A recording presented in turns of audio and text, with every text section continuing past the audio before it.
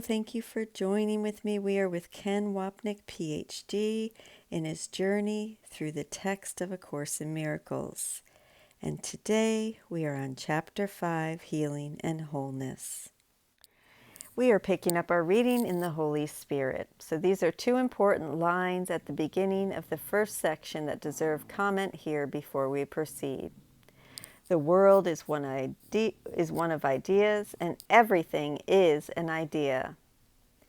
The title of magnum opus of Arthur Schopenhauer, highly influential German philosopher of the 19th century, is The World as Will and Idea.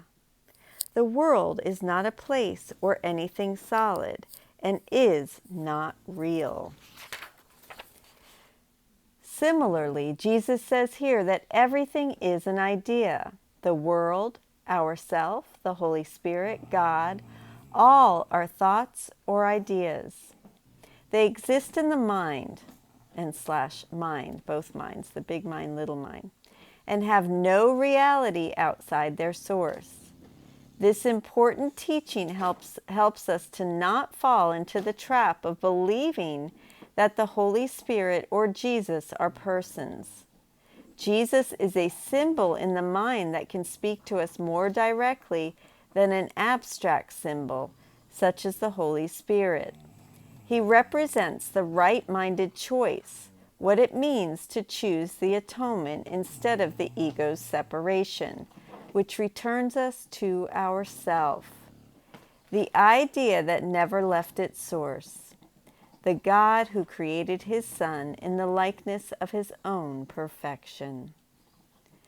This is chapter 5, section 3, paragraph 2, 1 through 2. The Holy Spirit is the idea of healing. Being thought, the idea gains as it is shared. This is Ken. Jesus makes the point that ideas strengthen as we give them away.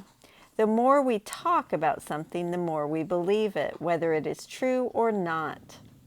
The more love we extend or have extended through us, the more we reinforce our identification as creatures of love. Likewise, the more guilt we seemingly eliminate by projecting onto others and attacking them, the guiltier we will feel. Whether we speak of ideas of love or guilt, they are strengthened as we share them, unlike material things, which, if given away, no longer are with the giver. Again, this underscores the importance of conceiving everything as an idea or thought, not tangible in and of itself. Look at him, I'm sorry. I have to show you, he's so cute. Sorry. He's not quite potty trained, which he stays in there a lot. He annoys all the other dogs. Being the call for God, it is also the idea of God. Since you are part of God, it is also the idea of yourself as well as all of his creations. The idea of the Holy Spirit shares the property of other ideas because it follows the laws of the universe of which it is a part. It is strengthened by being given away. We will continue below with this passage when we discuss forgiveness. We once more see the focus as not being on the Holy Spirit as a person, someone who intervenes in our lives by answering questions or solving problems. He is a thought in the mind.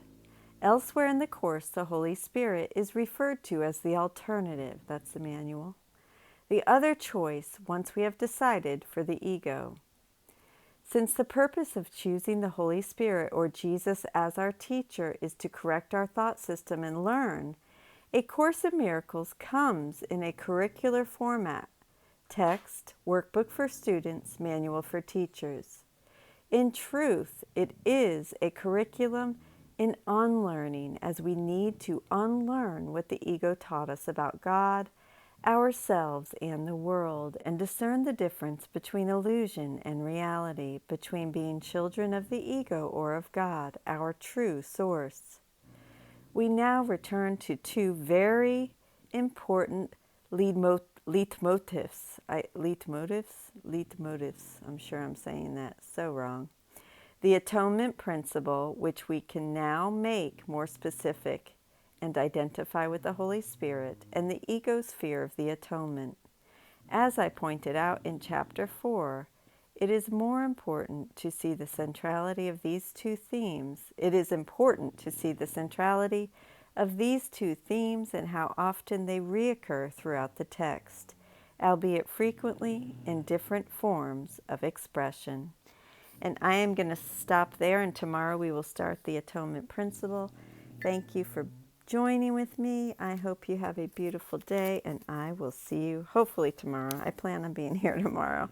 I've been sick and training for a marathon, and so I've just been struggling. But God is first in my life, and this is so important to me, and I'm so grateful to be here with you. I love you.